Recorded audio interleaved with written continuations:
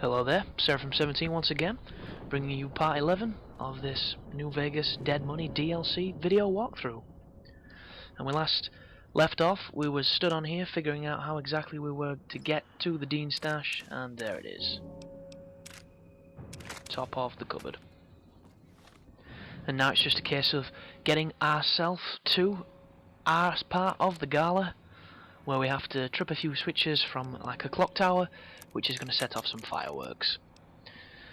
And at this moment in time I'm just looking through my inventory to make sure that I'm all prepared for anything that's going to come, because when you're on your own you're obviously more vulnerable, and it just makes a lot more sense to be prepared. So I would advise you do the same. Always keep on top of your equipment. It's the key to being successful in Fallout games, because when that Deathclaw's in your face, you've got no life left, and you've got one round in your chamber that would kill it, and you go to fire and he starts fucking about with the barrel because it's in bad condition and you die. That would have been avoided if you'd have kept better condition of your weapons. So that's kind of the mantra I play these games by, so I'll hopefully instill that in your guys and help you get through any tough times. But once again we're into another shop where we can steal some more bobby pins and some Madre chips, and there's a vending machine to stock up on anything we'll need before we get to the final stretch of this first part of the DLC. And this inventory here of these recipes is just going to grow, and by the end of the Dead Money playthrough you're going to have a shit ton of stuff you can buy, because if you look in every cranny you're going to accumulate quite the stockpile. And as you can see, there's my first shot speaker. I'd like to thank the fans, I'd like to thank, God, I'd like to thank everybody, because I finally figured out that you could shoot the fucking things and it would stop it from making your collar beep, because I'm a retard that way. But I'll pick up my retard award later, because I've just stepped in a bear trap, so be careful of those. And it's just a case of cleansing more of the ghosts, avoiding more traps, and just following your waypoint. It's kind of a more difficult thing to comment over, because once you've got the basics, once you've got the primary stuff down, there's not really that much strategy needed.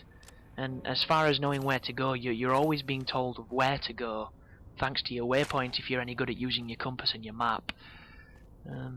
So it makes for interesting commentaries on my behalf anyhow. They could be boring, I'm not too sure. It's just a lot tougher than one would think, because a lot of the time you're exploring and you're finding all the details in the landscape. And there's another bear trap, so be careful of those. And whoever lives in these buildings must be like the fucking freaks off of the Texas Chainsaw Massacre or something, because what would happen if you came down half asleep one morning, tripped and face planted into that? Yeah, it'd be the end of that story. And more bear traps. How many? I ain't seen a single bear in this goddamn place. Why is everyone so afraid of bears? I'm really not sure. But there's another terminal here to read. Could quite possibly open up something or give you access to something later on, so make sure you check it. And like I say, I read all this shit, so there's another procrastinated screen of text. But nowhere near as bad as the second video where we sat and watched dog talk for 20 minutes. There we go. Speaking of lights, there's another one of the vending machine recipes. That's for Rad-X, which is always useful. And then we're back onto this roof, if you remember it from the last time we were over this area of the villa. And I'm contemplating now doing that, and I think that's exactly what you're supposed to do, because as you can tell there's a tripwire across that opening, so it means we've either got to go there or there's something interesting inside there. So get that shit disarmed, watch out for the bear trap. There you go, you can shoot them. As I said, it's quicker than going up to them and pressing the button. But it all depends on if you want to waste valuable ammo, because this DLC can be quite scarce unless you find the recipe to buy ammunition. Which I don't think I do in my playthrough, so the adversities arise aplenty. More vending machines. And there it says danger, so somebody knows I'm here. And here we go. Ghost trappers running towards me. And I should really be doing more damage, I would have thought, but they give you shit weapons, shit ammunition, and it takes a full clip to down him.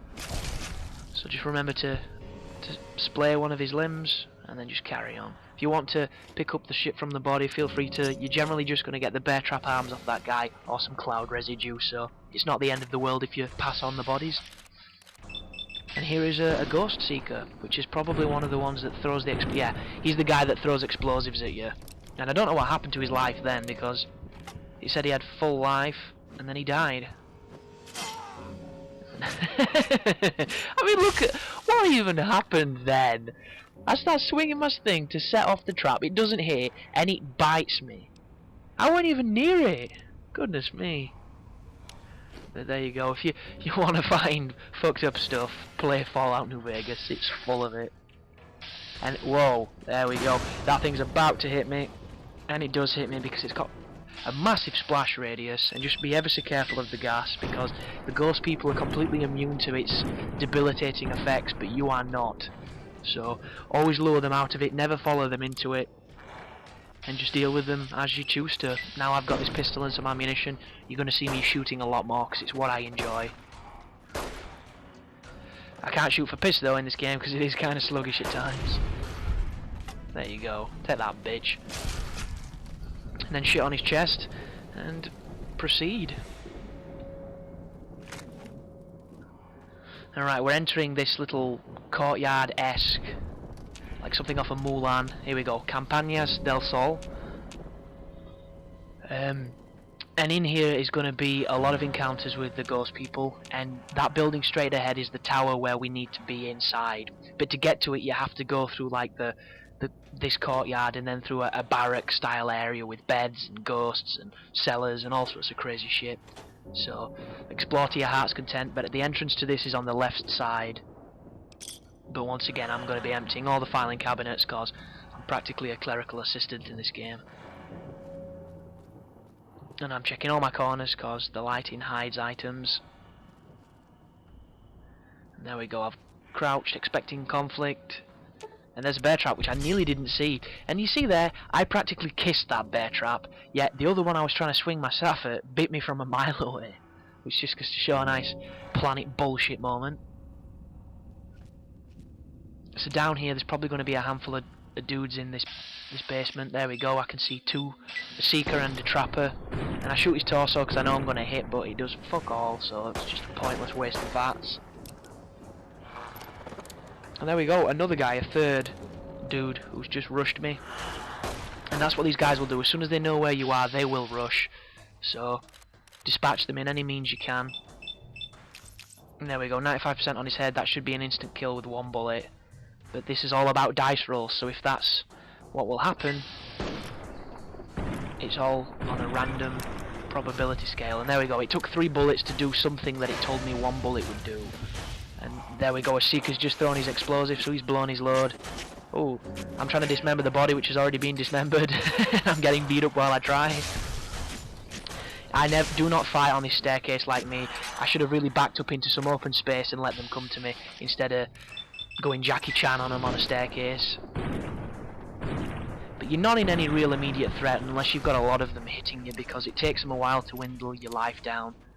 Obviously if you're at a lower level it'll be a lot easier for them to kill you, so the best thing to do is always engage them on your terms. Always the most intelligent way to approach a battle, but I like to get stuck in, so that's why I got my ass kicked. And right now I'm assuming I'm either taking a drink, going for a piss, or something along those lines, because I'm literally not doing anything. And then I realise I should have actually done something in my Pip-Boy, so I go back into it. So yeah, just a little moment of pure insanity from me. Not sure what I was doing. But just proceed through this wine cellar, and it will lead out to the connecting building, which is the area we need to go. Just be ever so careful, because there will be enemies waiting for you in this area. It is quite dense with ghost people. And just be aware of traps, because traps are as prevalent as frame rate drops. Look at that. Screen tearing and bear traps. Awesome. And then we're out onto the balcony, and there's more of the ghosts in the courtyard we've just come from. You can probably ignore these guys, because it would take them a lot longer to run around to get to you than it takes you to get to the objective, but I'm one of those kind of guys. I enjoy the combat on this game, I enjoy the combat on most games, so I'll kill everything I can. Unless it's on like super hard difficulty and it's easier to run. Look at that! Dude pierced that goddamn plank of wood I was using for cover. I could practically kiss the tip of his spear. And that's not any sexual innuendo, that is fact. And here's one coming around for you, so just be aware that there are ones on balconies on both sides, so they will start pressuring you because they react to your gunshots. And then they run like a bull and blaze straight for you, which is not the most intelligent things to do, but they are melee enemies, so that's the only thing they can do. And once they're unconscious, just make sure you finish them off by taking a leg. Or an arm. I swung for his leg, I got an arm. And just proceed through this. And once again it's kinda dark, it's like a storeroom, there's probably going to be some traps. Some Abraxo cleaner, which is never useful ever. And some microfusion cells for a weapon that I hate using.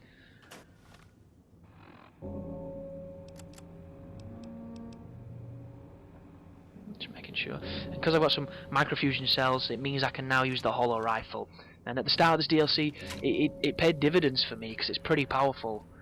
So I decided to pop this on and take them on with this. And here we are entering the bedroom quarters. And once again, it's full of people that shit the bed because the mattresses look disgusting.